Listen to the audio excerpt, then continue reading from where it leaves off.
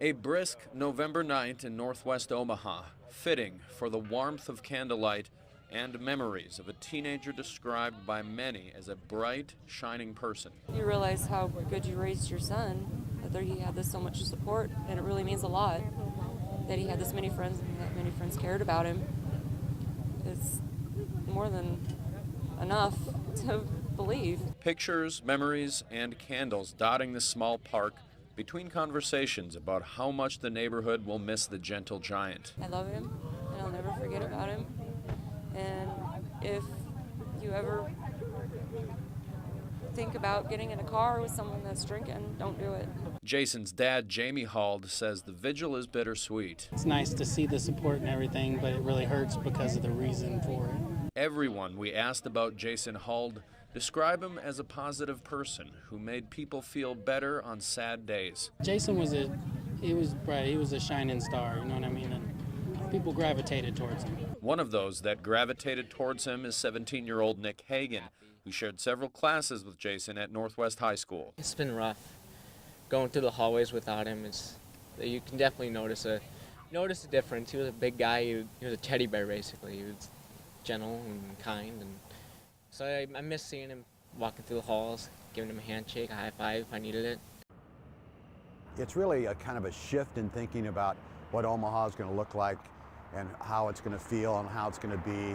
And I just believe that it's going to enhance the opportunity for Omaha to grow, to attract young people to work here. Within 5 years, the group Midtown Vision 2050 wants to build a rail car that would carry passengers from Blackstone through Midtown to the Old Market and eventually to the CenturyLink Center. It's been a long, long time coming, and I think the fact that the Blackstone area is in a state of redevelopment just gives a catalyst to making the light rail work and everything to connect these different neighborhoods. Bill Baburek opened the Crescent Moon before Blackstone was called Blackstone. He says the area has seen a lot of growth over the last 21 years, but he says it's ready for major improvements. We've come a long ways just in the last few years, but yeah, there's a great deal of more potential that hasn't been tapped into for sure. Other changes besides the rail car are opening one-way streets to two-way traffic, creating more places for people to walk and bike, and attracting more restaurants, bars, and businesses. The infrastructure is here. The opportunity for growth is here. We've got, as I said, many empty lots, parking lots that can be filled with, could be developed. Michael Beat, who lives in Blackstone, says the change is welcome if it's done right. Anytime you're connecting people together, I don't think it's a bad thing. I think those experiences with different sorts of people from around different areas, it allows for communication. Mostly anger, that they'd choose to try to associate our brand with that kind of message, because that just couldn't be farther from us. Staff at Jake's Cigars and Spirits say members of the alt-right group American Vanguard asked customers if they would pose with them for a military support group photo. What they didn't know is the group's mission is to make sure the country stays mostly white. Stunned. I was absolutely stunned. At first, I thought it was just a political group that had taken a group photo, which I didn't see a big deal in. And then I found out who the group was and that they are an actual activist hate group. When the picture spread across social media and Jake's found out what the group represents, they used social media to spread their own message. We're a bar that sees all walks of life here, and we want to keep that. We don't want anyone to feel scared to come in here. Despite having to focus on what they say was a misleading picture by a hate group, Jake's general manager says the group is welcome in their bar. That's what makes this bar and our country great, is that we accept all races, religions, sexual orientation. You see that here in our customers, and you see that with our staff. While manager Abby Lemke says she wants answers, she says she has an idea of why American Vanguard tricked her customers. I feel for the people that are in the photo that were tricked into this.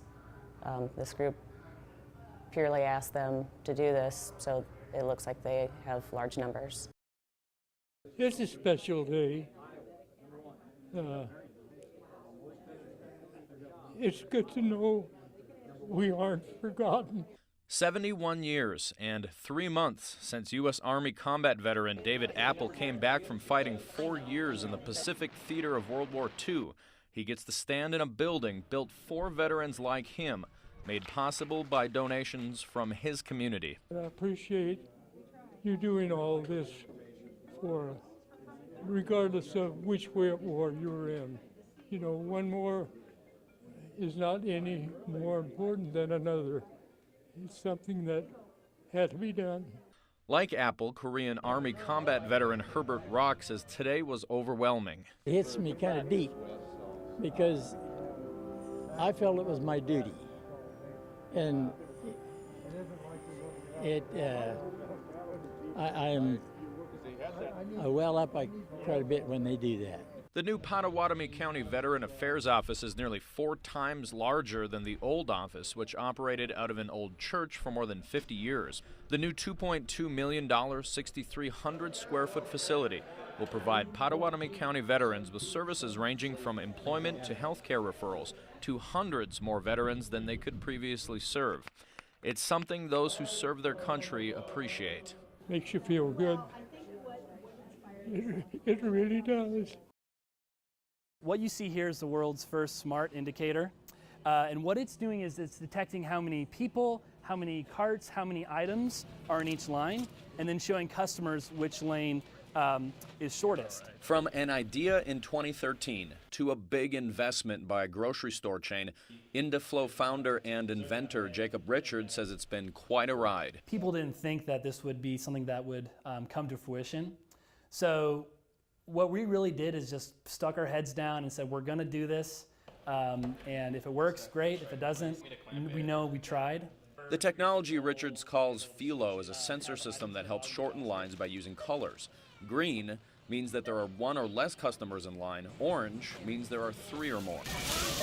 Subtle features that are making big returns. Well, maybe next week. Oh, really? At the Papillion Hy-Vee, where Philo has been tested since May. It's had an immense positive effect on our managing the traffic on the front lines and everything. It's helped out our front-end managers, and it really has sped up the process for our customers. The technology is assembled from scratch at Richard's office in Omaha, where his crew is getting everything ready to install across 4 stores. While the technology has had a big impact on the Papillion Hy-Vee,